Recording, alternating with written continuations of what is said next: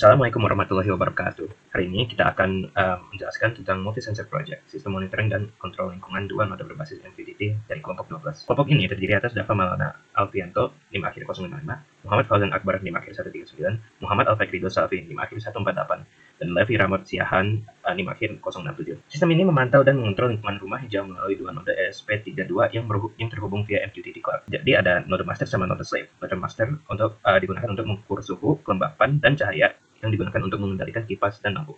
Sedangkan node slave itu dapat memantau kelembapan tanah dan level air untuk mengontrol pompa dan alarm. Sistem dapat beroperasi manual atau otomatis dan menampilkan data secara real-time melalui node RED, dashboard, dan aplikasi desktop Tkinter tanpa basis data permanen. Sekarang cara penggunaan node master dan node slave. Node master itu digunakan di dampungan ataupun rumah hijau, dan node slave itu biasanya di area tanam atau bak air. Nah, dalam mode otomatis, secara bawaan sistem berjalan dalam mode auto pada master dan slave. Untuk master akan membaca suhu, kelembapan, dan cahaya ruangan. Lalu kipas dan lampu diatur secara otomatis berdasarkan threshold. Lalu mengirim data tersebut telemetri ke broker.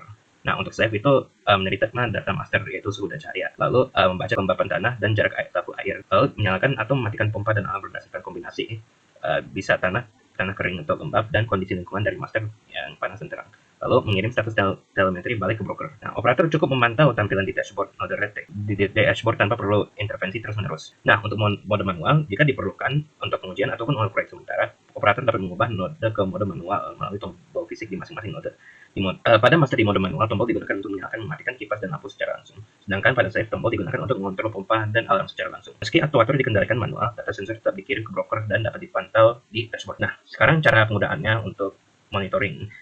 Semua data yang dikirim dua node dapat dilihat dalam bentuk angka dan status angka tuh kayak ukuran suhunya, kelembapannya, tingkat cahayanya, jarak segala. Lalu dalam bentuk status itu biasanya on atau off dari fan lamp alarm, terus auto atau manual, dan soalnya itu statusnya dry atau wet. Dari dashboard ini, operator dapat mengecek apakah kondisi lingkungan masih dalam batas wajar, menilai apakah logika otomatis sudah bekerja sesuai skenario. Misalnya pompa hanya aktif saat tanah kering dan ruangan cukup panas terang. Nah, sistem tidak dapat menyimpan data ke basis data permanen sehingga cocok sebagai prototipe ringan untuk demonstrasi dan praktikum IoT multisensor multinode.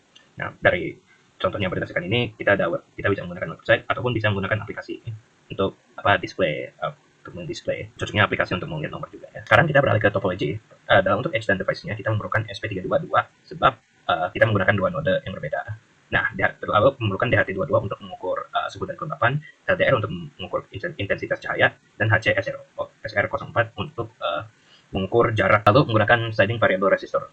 Nah, untuk visualisasi seperti yang dijelaskan sebelumnya, menggunakan Tkinter ataupun node RED. Network layer untuk koneknya ke MQTT, kita menggunakan konektivitas Wi-Fi. Kedua node ESP32 terhubung ke jaringan Wi-Fi yang sama dan membuka koneksi TCP ke broker MQTT pada port 1883. Kita menggunakan HiveMQ untuk MQTT. Nah, device lain untuk proyek tersebut kita menggunakan lampu LED, kipas, lampu, pompa air, dan seterusnya alat eksternal selain IoT. Nah, untuk integrasi MQTT, untuk topiknya ada itu gunakan multinode master telemetry dan multinode slave telemetry. Payload masternya itu memberikan temperatur, humidity, light, fan state. Fan state berarti status kipas dan status lampu sama mode.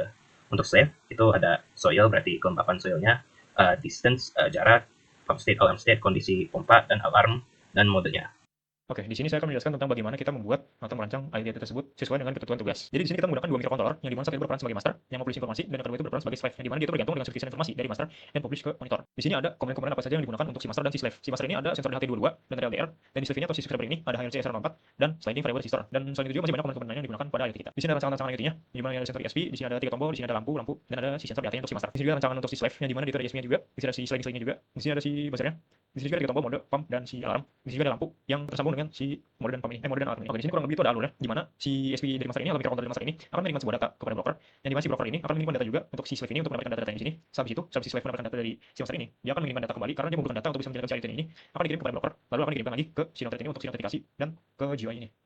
Oke, selanjutnya ini ada contohnya wiring, payload, dan logic. Untuk wiring ini contohnya ada wiring sensor dan output ada pindah dari HT22 ke GPIO 15 dan sebagainya. Di sini ada payload, telemetri itu ada multinode, master, auto telemetry. Payload ini CSV berisi temp, humidity, light, fan state, flame state, dan mode. Untuk logikanya ini di sini ada, pertama kita insersi perangkat, habis itu kita koneksi ke broker. Dari situ kita bisa baca sensor suhu, kelembapan, dan cahaya. Jika dalam mode auto, bandingkan dengan threshold untuk menyalakan atau mematikan kipas dan lampu. Kirim paket telemetri ke broker, dan kirimkan data ke broker, tampilkan data dan status aktuator di LCD sebagai feedback vokal. Itu untuk si master, dan ini untuk si slave. Ini ada wiring, payload, dan logiknya juga.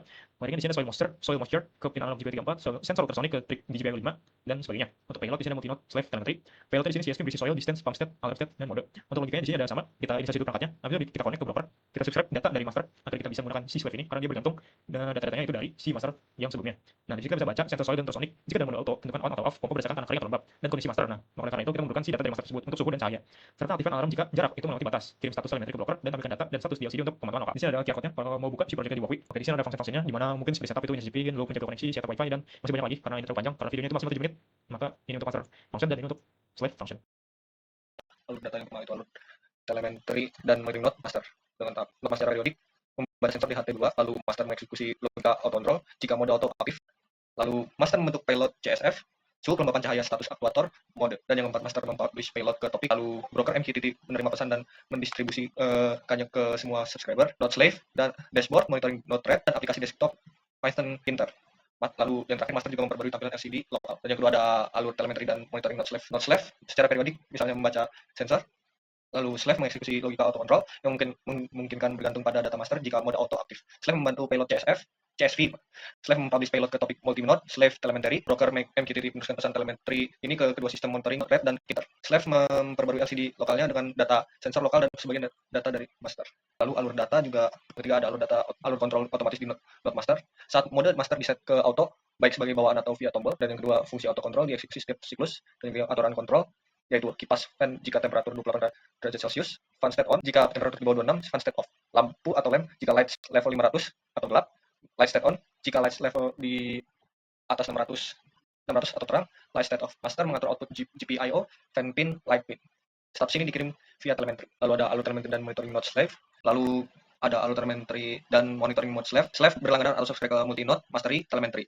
Yang kedua saat pesan diterima, fungsi callback MQTT di slave memparsing data CSV dari master dan menyimpan di variabel global. Pada mode auto slave, aturan kontrol mempertimbangkan data lokal dan data master. Di sini ada aturan kontrol, contoh logical dependency, A, pompa atau pump, tertera sebagai berikut, dan B, alarm, aturan kontrolnya sebagai berikut. Yang kedua ada slave mengatur GPIO, pump pin, alarm pin, dan mengirim statusnya via telemetri. Ini ada alur kontrol manual lokal dan jarak jauh. Kontrol manual lokal, master dan slave. Tombol mode pada setiap node, master atau slave digunakan untuk beralih antara mode auto dan manual untuk node tersebut.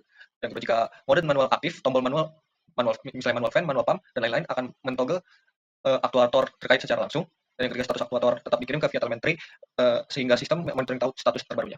Lalu ada kontrol jarak jauh via dashboard atau aplikasi opsional. Tombol virtual di node thread atau aplikasi Tkinter dapat mempublish pesan ke topik CMD.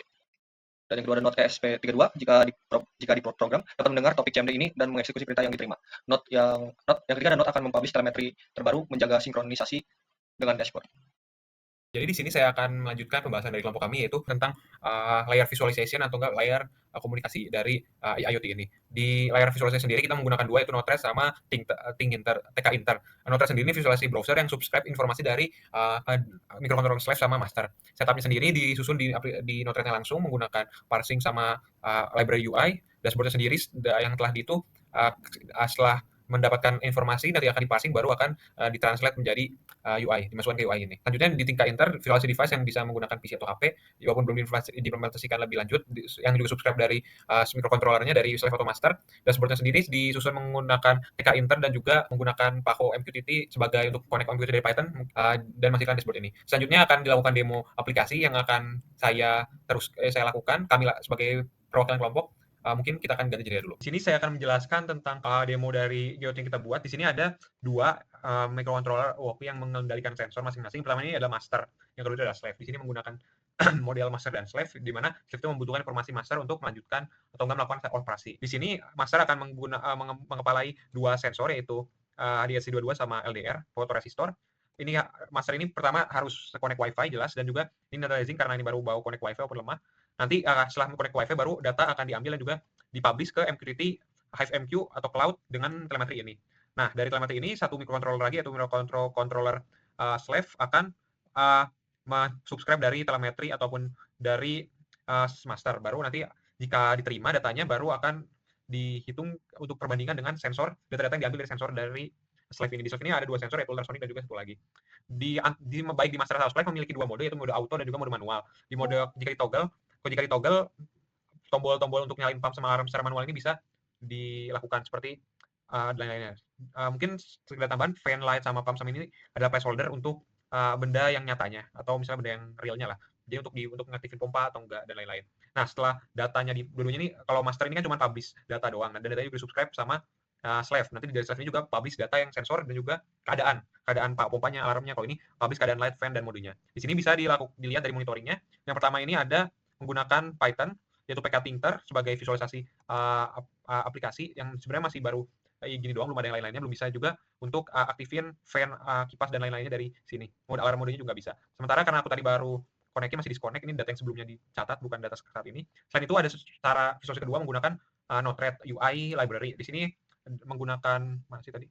Data alurnya, telemetrinya ambil dari MQTT, baru di-parse ke CSV dulu, lalu masing-masing ke label UI-nya. Nanti dibuat bentuk UI dan ada datanya. Ini data yang barusan. Di sini mungkin ya sama-sama aja sih, karena simulasinya ini masih simulasi data rekayasa, karena di WOP ini nggak bisa data real. Mungkin segitu sih dari kami, dari dua sensor ini. Jadi intinya sensor utama pertama yang master ini nge-publish dari data dari sensor ini, LDR dan juga DHT punya mode manual sama auto yang juga bisa ini fan sama lightnya. Kalau dipencet tuh harusnya nyala, cuman gara-gara ini wifi rada nge-lag juga WOP-nya, jadi rada delay juga. Ini juga sama, gara-gara ini nggak connect wifi sebenarnya nggak bisa dilakukan operasi lebihnya, cuman ini bakal subscribe dari master dan juga nge-publish data dari sensor dan juga keadaannya. Mungkin itu saja, kembali ke fase utama. Jadi mungkin sekian dulu presentasi dari kelompok 12. Mohon maaf bila banyak kesalahan atau ada kekurangan. Wassalamualaikum warahmatullahi wabarakatuh.